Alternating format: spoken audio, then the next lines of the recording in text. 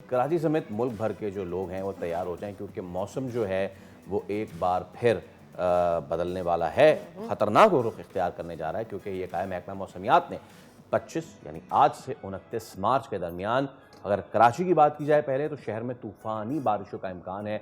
बाज़ इलाकों में तो जालाबारी भी हो सकती है। बिल्कुल। और रिपोर्ट यही किया जा रहा है कि मगरबी हवाओं का ये नया सिस्टम है जो बलूचिस्तान के रास्ते सिंध में दाखिल हो रहा है, और कराची समेत कई ऐसे अजला हैं जो इसकी वजह से मुतासर होंगे, और बारिश के साथ तेज़ हवाओं और आंधी भी चलने का खदशा जाहिर किया जा रहा है।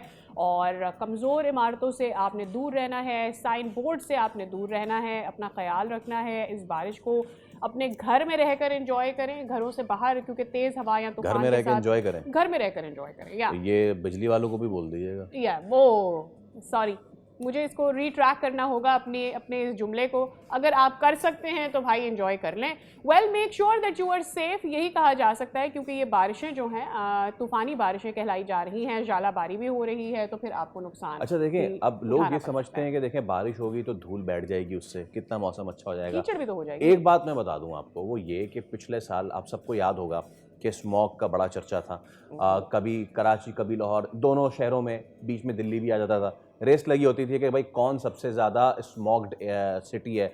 तो अब रिपोर्ट सामने आई है और पाकिस्तान ख़तरनाक हद तक इस रिपोर्ट में आगे निकल चुका है। इस रिपोर्ट के मुताबिक जो गुज़रा साल है 2025, पाकिस्तान को दुनिया का सबसे ज़्यादा जो स्मॉग से मुतासरा मुल्क करार दिया गया था, और उसके जो पार्टिकुलेट मीटर्स यानी कि जो जहरीले मादे होते हैं हवा में, पिछले साल के मगर 2024 के मुकाबले 2025 में 13 गुना ज़्यादा रिकॉर्ड हुए थे। सादिया, ये वो ज़र्रात हैं जो बराह रास्त फेफड़ों में दाखिल होते हैं और इतनी संगीन बीमारियों का ये बाइस बनता है। जस्ट रीडिंग वन आर्टिकल, और उसमें लिखा था कि जितनी न्यूरोजेनेसिस डिसऑर्डर्स हैं, दिमाग की जितनी बीमारियाँ, अल्जाइमर्स, वो सारी जो है इन द लॉन्गर रन, अगर आप ज़्यादा इस माहौल में रहें तो आपको इसका खतरा है। अफेक्ट कर सकते हैं। आई एम श्योर आपको याद होगा Faisal, like baby 20 years back इस तरह की बातें की जाती थी। हम अखबारों में इस तरह की बातें पढ़ रहे होते थे कि अगर हमने वो सारी ऐसी गैसेस जिनको हम प्रोड्यूस कर रहे होते हैं, यानी कि मीथेन है, कार्बन डाइऑक्साइड है, ग्रीन हाउसेस गैसेस हैं, अगर हमने इनको कंट्रोल ना किया तो फिर ये हमारे लिए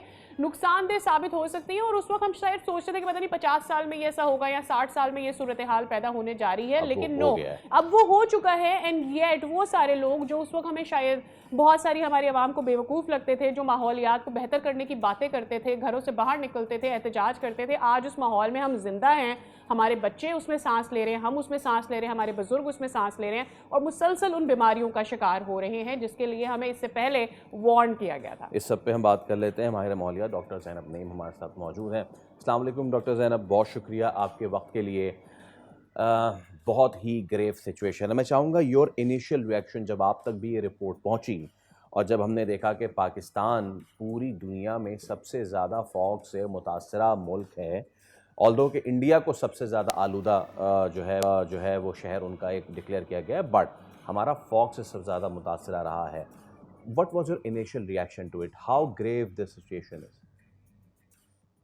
जी बिल्कुल, जब ये रिपोर्ट पढ़ी तो सरप्राइज़ नहीं मिला, क्योंकि पाकिस्तान पिछले कुछ सालों से बहुत ज़्यादा स्मॉग की लपेट में रहता है, ख़ास तौर पे एयर पोल्यूशन, जिसकी वजह से प्रीमेच्योर डेथ्स जो हैं वो पाकिस्तान में रिपोर्ट होती हैं।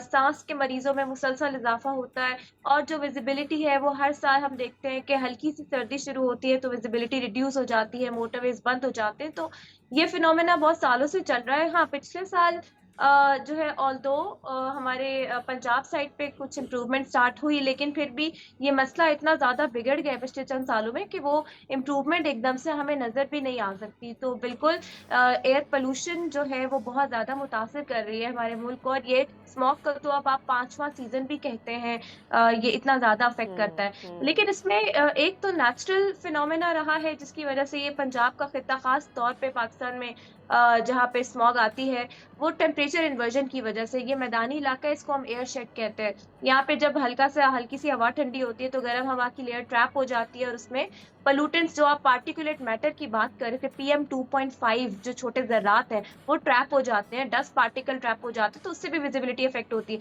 लेकिन बहुत बड़ा इशू है कि हमारे जो व्हीकुलर एमिशंस, पुरानी गाड़ियों का धुआं, इतने अरसे से कोई उस पर चेक एंड बैलेंस नहीं है। फिर इंडस्ट्रियल एमिशन, खास तौर पे ये फर्नेस जो होती है, स्टील की फर्नेसेस होती हैं वो, फिर एग्रीकल्चरल बर्निंग, यानी कि जो फसलों का फुजला जलाया जाता है सर्दियां शुरू होते ही, फिर सर्दियां खत्म होते ही, ये सबसे बड़े रीजंस हैं जिसकी वजह से लोकलाइज पोल्यूशन में ज़ैनब, इजाफा आपको याद होता। होगा इनिशियली जब स्मॉग डिस्कवर की थी, जब हमें दुनिया में पता चलना शुरू हुआ था कि भाई स्मॉग भी एक चीज़ होती है, उसमें सबसे ज़्यादा आपने देखा होगा कि चाइना का नाम सबसे पहले आता था, साउथ कोरिया का नाम बाद में आता था, and then they overcame it. How did they overcome? हम रिसर्च में पढ़ रहे हैं, हमें पता चल रहा है कि ये जो पुराने व्हीकल्स हैं, हमारा इंडस्ट्रियल वेस्ट है, और फिर जिस तरह का ये गाड़ियों की फ्यूलिंग है, ये सब हमें नुकसान पहुंचा रही है। But what have we done to curb it? मतलब ये जो सबसे बड़े कल्प्रिट्स हैं, इनकी वजह से पैदा होने वाले ये ज़रात को हम कंट्रोल कैसे कर पाए हैं अब तक, या करना कैसे चाहिए? मतलब कि हम चाइना से क्या सीखें, उन्होंने कैसे किया, दैट्स द थिंग। जी बिल्कुल, अभी ये जो रिपोर्ट आई है एयर IQ की, इसमें भी पाकिस्तान, इंडिया और चाइना का ही नाम आ रहा है। लेकिन चाइना ने कुछ साल पहले यही मामला था कि बीजिंग शहर में इतनी ज़्यादा एयर पोल्यूशन होती थी कि लोग ऑक्सीजन सिलेंडर्स और इसकी तरफ खरीदने की तरफ चाहते थे कि सांस लेने के लिए ऑक्सीजन ही मौजूद नहीं होती थी, या वो इतनी ज़्यादा पोल्यूटेड होती थी। अभी चाइना ने जो है जहाँ जहाँ पोल्यूशन का या स्मॉग का मसला है, वहाँ पे उन्होंने इकोलॉजिकल जोनिंग कर दी है। वहाँ पे उन्होंने जो अपने प्रिजर्व एरियाज है, जहाँ जंगलात है या ग्रीन बफर जोन्स है, उधर जोन्स बना दिए कि वो कोई कटाई नहीं कर सकता। फिर वहाँ पे मजीद बफर जोन्स बढ़ा दिए हैं, बफर जोन, ये ग्रीन एरियाज, ताकि ये अपने अंदर और आलूगी को जज्ब करें। सही। और शुरू किए हमने थे, अपने बफर लेकिन जोन क्या बढ़ाए हैं? हाँ। क्योंकि अब तो मतलब पिछले 5 हमने साल कम किए हैं। हाँ, हमने क्या बढ़ाए हैं? क्योंकि पिछले 5 साल में तो हमने देखा ये लाहौर और पंजाब तक स्मॉग की सूरत हाल थी, अब आपको सिंध में भी नजर आ रही है। जी, अब आपको इस्लामाबाद में भी नज़र आती है और थ्रू आउट द ईयर ही अब रहने लग गई है। हमने बफर ज़ोन्स बढ़ाए नहीं, हमने बदकिस्मती से शहरों वाली साइट्स पे बफर ज़ोन्स बिल्कुल ही कम कर दिए डेवलपमेंट के नाम पे, क्योंकि हमने शायद डेवलपमेंट को ये माहौलियात से बिल्कुल अलग रखा है। हम जंगल फ़ौरन काटते हैं जहाँ कोई कंस्ट्रक्शन करनी होती है, एनवायरमेंटल इम्पैक्ट असेसमेंट होती नहीं है, तो ज़ाहिर-सी बात है शहरों में फिर इवन आपकी नॉर्मल गाड़ियाँ भी जब चलेंगी या इंडस्ट्रीज़ आस-पास मौजूद होंगी या ईंटों के भट्टे मौजूद होंगे कहीं न कहीं, तो बफर ज़ोन नहीं होगा तो ये आलूदगी फैलेगी। बारिश कुछ अरसा नहीं होगी तो गर्द सस्पेंड हो जाती है और वो आलूदगी का बाइस बनती है। तो हमने तो बफर ज़ोन्स बढ़ाए नहीं हैं, हमने मज़ीद कम कर दिए हैं, तो ये भी बहुत बड़ा फैक्टर है पोल्यूशन का। चाइना से ही अगर हम सीखें तो उन्होंने अपने बहुत ज़्यादा बफर ज़ोन बढ़ा दिए, हम लोगों ने नहीं किए, हम इसको रिड्यूस करें। हाँ, लेकिन इधर एक चीज़ मैं डिस्कस करना चाहूँगी, इंडिया पाकिस्तान का एक और फैक्टर, कि पाकिस्तान सर-ए-फ़हरिस्त है और इंडिया जो है उसका नाम सेकंड थर्ड पर आ रहा है। वो एक और रीज़न भी है, ये ज्योग्राफिकल रीज़न भी है, और यहाँ पे वेस्टर्लीज़ जिसको आप हवाएँ कहते हैं, उसकी डायरेक्शन भी डिटरमिन कर रही होती है कि पोल्यूशन कहाँ से कहाँ मूव कर रही है। तो वो भी मामला है। लेकिन अगर आप कंपेयर करें इंडिया पाकिस्तान को कि स्मॉग के मेजर्स किसने स्ट्रॉन्ग तरीके से लिए हैं, तो पाकिस्तान ने पिछले 2 सालों में तो अपनी ये इम्प्रूवमेंट लेकर आए हैं स्मॉग को कर्टेल करने के लिए, खास तौर पे पंजाब में। हाँ, लेकिन पॉलिसी इनकंसिस्टेंसी है, हम पूरे मुल्क में वो मैय्यस नहीं ला सके अभी तक, सिर्फ पंजाब की हद तक महदूद है। डॉक्टर साहब, जब हम बात करते हैं how to come over the situation ना, तो इसमें एक तो आपने बताया बफर जोन वाली बात, पंजाब की हद तक तो सिचुएशन, पिछले साल की रिपोर्ट ये कहती है कि 2 स्ट्रोक से सबसे ज़्यादा पोल्यूशन है, 2 स्ट्रोक सबसे ज़्यादा कार्बन एमिशन में आपका वो करता है। So it is not only the buffer zones कि जिनके बनाने से मामला ठीक हो जाएंगे, हमारा ट्रांसपोर्ट निज़ाम अच्छा नहीं है। आज मैं सोचूं कि मैं इस एक पॉइंट से, कराची में रहते हुए पंजाब में तो फिर ट्रांसपोर्ट सिचुएशन बहुत बेहतर हो गई है। So this is not just buffer zone, transport का निज़ाम बेहतर करना, ग्रीन पे लाना कितना ज़्यादा ज़रूरी है, इससे हम कितना कर्ब कर सकते हैं इस मामले को? देखिए, आपकी सस्टेनेबल मोबिलिटी बहुत बड़ा फैक्टर है। ये जो आपकी नॉक्स और सॉक्स पोल्यूशन जिसको आप कहते हैं, नाइट्रस ऑक्साइड और सल्फर ऑक्साइड, ये निकलता ही गाड़ियों के धुएं से है। तो गाड़ियां जो है हमारे मुल्क में, चले आप अभी पंजाब में बेहतरी देख भी रहे हैं, जैसे आप बात कर रहे हैं, ये सिंध साइड पे ही और इलाकों में कितनी पुरानी गाड़ी है जिसपे कोई चेक एंड बैलेंस नहीं है, और वो के हादसात का बाइस भी बनती है।